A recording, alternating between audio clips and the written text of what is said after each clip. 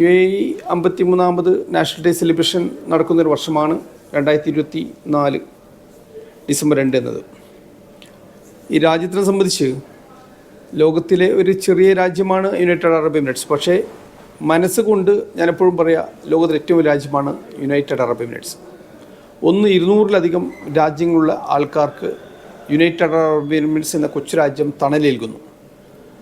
അവിടെ നിന്ന് പോകുന്ന സാമ്പത്തികവും മാനസികവും മറ്റുള്ള എല്ലാ തരത്തിലുള്ള സപ്പോർട്ടിലാണ് ഇന്ന് ലോകത്തിലെ പല രാജ്യങ്ങളിലും പല സംസ്ഥാനങ്ങളൊക്കെ കഴിഞ്ഞു പോകുന്നത്. നമ്മുടെ നാടും വിഭിന്നമല്ല. അതിലുപരിയായി ഒരുപാട് സമാധാനവും ഒരുപാട് സ്നേഹവും വിളമ്പുന്ന രാജ്യമാണ് യുണൈറ്റഡ് അറബ് എമിറേറ്റ്സ് എന്ന ഈ കൊച്ചു രാജ്യം.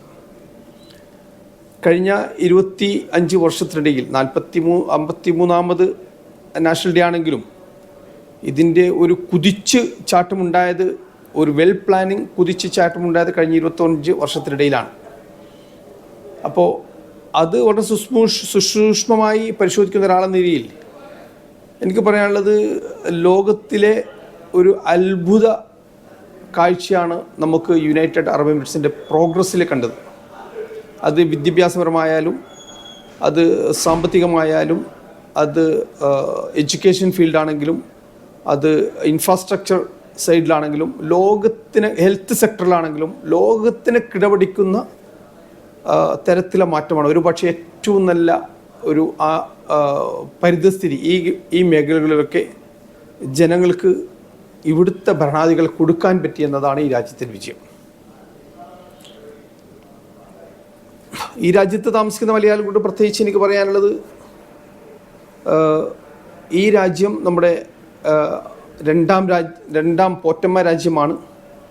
ഈ നാട്ടിലെ ഭരണാധികാരികൾക്ക്, ഞാൻ പലപ്പോഴും ഇവിടുത്തെ ഭരണാധികാരികളുമായി കാണുമ്പോൾ ഇവിടുത്തെ സൈനസ് ഇതിൻ്റെ ഇടയ്ക്ക് എനിക്ക് കാണാൻ പറ്റി. അപ്പോൾ എന്നോടൊക്കെ പറയുന്നത്, മലയാളി സമൂഹം എന്ന് പറയുന്നത് അവരുടെ ക്ലോസ് ടു ഹാർട്ട് എന്ന് പറയുന്ന ഒരു സമൂഹത്തിൽപ്പെട്ട ആൾക്കാരാണ്. അവർക്ക് മലയാളികളിലൂടെ വേണം.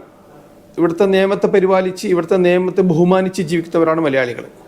ആ മലയാളി സമൂഹത്തെ വളരെയേറെ ഇഷ്ടപ്പെടുന്ന ആൾക്കാരാണ് ഇവിടുത്തെ അറബ് സമൂഹവും ഇവരുടെ ഭരണാധികാരികളും. അതുപോലെ തന്നെ നമ്മളും ആ ഒരു സ്നേഹബന്ധം അവരോട് കാണിക്കുന്നുണ്ട്.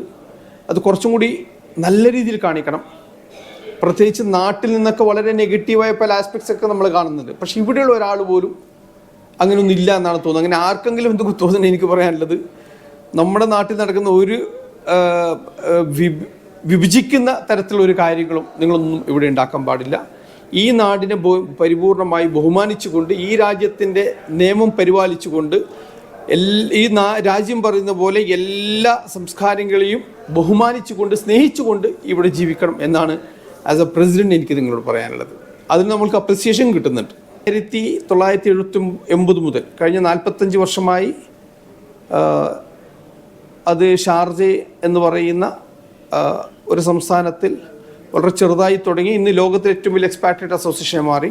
ഏകദേശം 16,000 കുട്ടികൾ പഠിക്കുന്ന 2 സ്കൂളുണ്ട്, 500 കുട്ടികൾ പഠിക്കുന്ന നഴ്സറി സ്കൂളുണ്ട്, 80ഓളം കുട്ടികൾ പഠിക്കുന്ന സ്പെഷ്യൽ നീഡ് സ്കൂളുണ്ട്. അത് കഴിഞ്ഞാൽ ഹിന്ദു സിഖ് ക്രിമിറ്റോറിയം നടത്തുന്നവരാണ് ഞങ്ങൾ.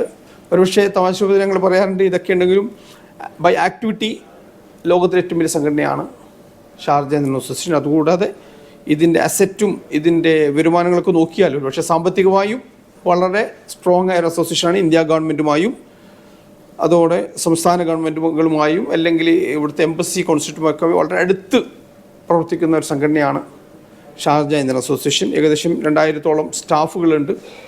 ഈ സമുച്ചയത്തിൽ തന്നെ ഏകദേശം 25ഓളം സ്റ്റാഫുകൾ ഇവിടെ ജോലി ചെയ്യുന്നുണ്ട്.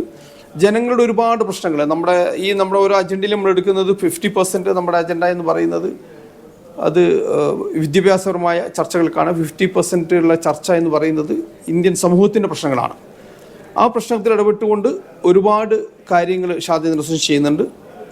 അതുകൊണ്ട് തന്നെ വളരെ ശക്തമായി മുമ്പോട്ട് പോയിക്കൊണ്ടിരിക്കുന്ന ഷാർജയിലെ ഒരു അസോസിയേഷനാണ്. ഈ നാടിനോടൊപ്പം വളരെ ശക്തമായി നിന്നതിൻ്റെ തെളിവാണ് ഷാർജ അസോസിയേഷൻ. ഒരുപാട് സഹായങ്ങൾ ഇവിടുത്തെ ഭരണാധികാരികൾ നമ്മൾക്ക് ചെയ്യുന്നുണ്ട്.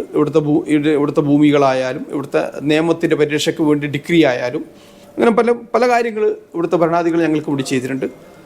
അത് ഇതിലൂടെ ഞങ്ങൾ ഇന്ന് ഇവിടെ നാഷണൽ ഡേ സെലിബ്രേഷനാണ്. ഈ സെലിബ്രേഷനിലൂടെ ഞങ്ങൾ തിരിച്ച് അവരോട് ഒരു നന്ദി പ്രകടിപ്പിക്കലാണ് ഈ സെലിബ്രേഷനും കൂടി ഒരു ഭാഗം എന്ന് പറയുന്നത്. നമ്മുടെ കുട്ടികളൊക്കെ ഇവിടെ ഇന്ന് പരിപാടി അവതരിപ്പിക്കുന്നുണ്ട്. അതുകൊണ്ട് ആ പരിപാടി ഏതാനും നിമിഷങ്ങൾക്ക് തുടങ്ങാൻ പോവുകയാണ്. അങ്ങനെ വളരെ ഈ നാടുമായി വളരെ അഭേദ്യമായി ബന്ധപ്പെട്ട് പ്രവർത്തിക്കുന്ന ഒരു സംഘടനയാണ് Sharjah Indian association. Thank you.